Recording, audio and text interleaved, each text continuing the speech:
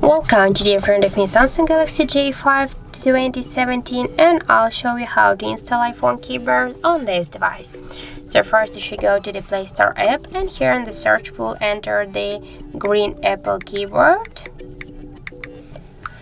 And now we have to get this application, so tap to install and wait a couple of seconds while application downloading and installing on your device. After that, just open the application.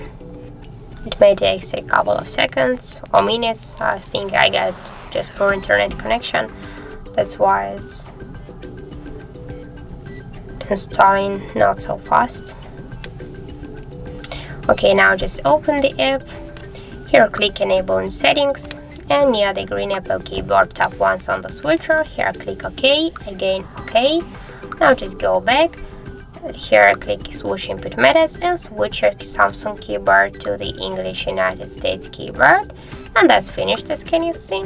And now we just can check our keyboard. We just can go here to the Google search, and as can you see, our keyboard is so close to the iPhone one as all the emojis here. So that's it, that's how it looks. Thank you guys for watching, and if you found this video helpful, don't forget to leave a like, comment and to subscribe our channel.